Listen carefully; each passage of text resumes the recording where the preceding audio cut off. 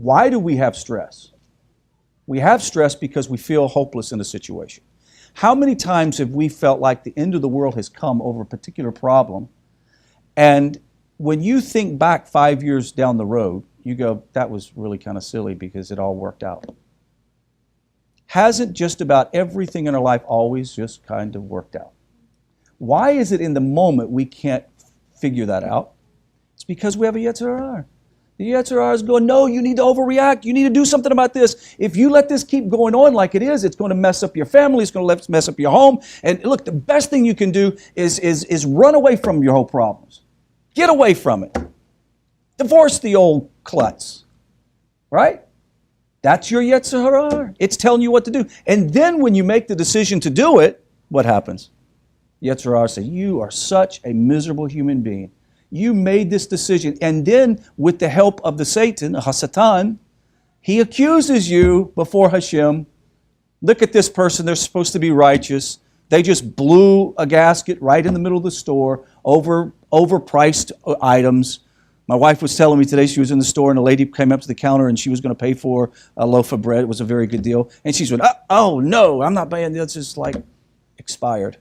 Made a big deal out of an expired piece of bread. My wife and I, one Thanksgiving, decided, you're going to know this story, decided that we were going to just have a chilled out Thanksgiving. My sons were 12, 9, and whatever Emily's age, 6.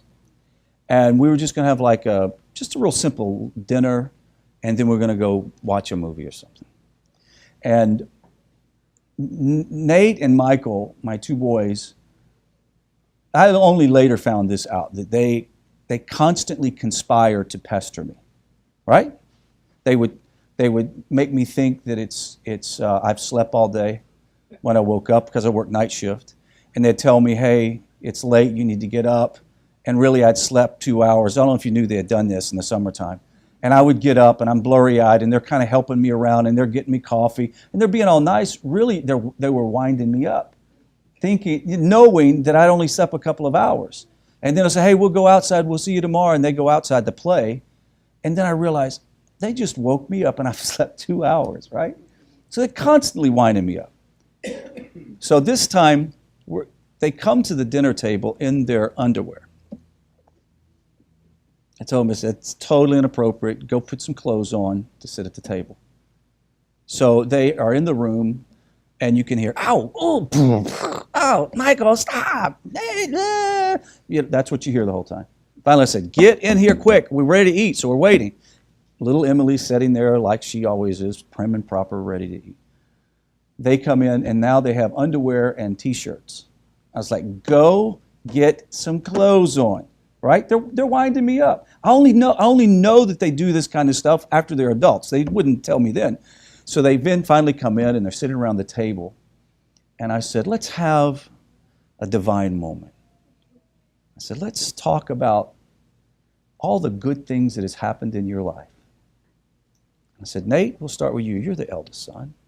And Nate was like, oh, I'm thankful for, and I can't even remember what asinine thing he said. Right? But it just got on my nerves. And I was like, okay. And then by then, Michael and Emily are laughing. Right? It's funny. And then we get to Michael, and Michael's like, I'm thankful for, and I have no idea. It was something insane. Right? And I'm like, oh, I am so annoyed. Do you remember this, babe? Yeah. And then my daughter is there, and then she sort of chimes in. I was like, look, let's just eat. So we eat. And finally, Nate and Michael's like, do we have to eat this? I'm like, no, you don't have to eat. Just go outside. So they're outside playing, and I start winding myself up, right? You guys know what I'm talking about, your parents.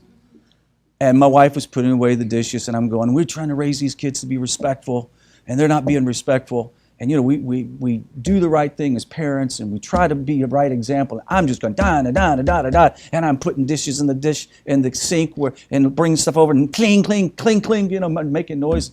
And she's just kind of like, you know, it's not that big of a deal, and, you know, we'll get over it, and, you know. And I said, you know what, no, I'm going to set this straight. So I go out in the garage, hit the garage door, raises up, and they're like shooting basketball. They totally ignore me. Nate, Mike, come over here. Nothing. Nate, get over here now. So they come over, bump, bump, bouncing the ball as I'm trying to talk to them, and I'm like, give me the ball, right? And as I'm talking to them, they both have this silly grin on their face. Right? Do you know, all these parents, you know what I'm talking about.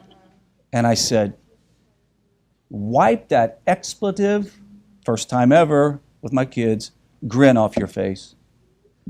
And the shock on their face. And then Michael was like, you cussed us. And I'm like, everything that I was wanting to accomplish was just shot out the cannon. Right?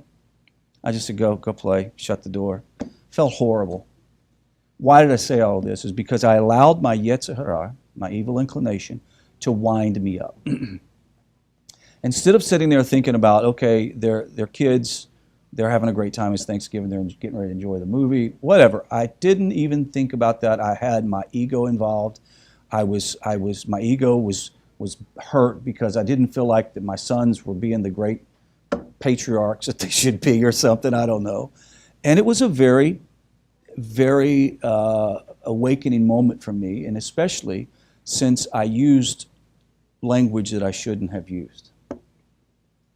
And as I was telling Richard that, I said, you know what, the big thing that it reminded me of is I was the one that had the problem around the table, not my kids.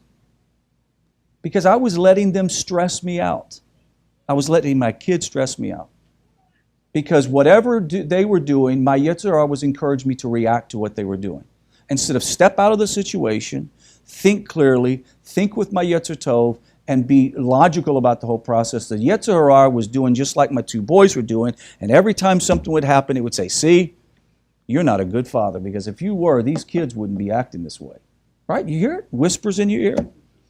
And if you were the best quality father you could be, you would have control of the situation, and your kids wouldn't be this way. And then, after they go outside, the Yetzer Hara is saying, you know what, you need to take control of this situation. Now watch this. Yetzer Hara is like, you need to take control. You need to discipline those boys because they need to know who's the boss. I'm like, yeah, Yetzer Hara, that's true. And I go out and I hit the garage door and it comes open, and then we have that seminal moment. And as I'm walking away, the Yetzer Hara says, oh, what a miserable human being you are. Do you see how it works? How much stress is produced in our life because we listen to the Yetzer Hara.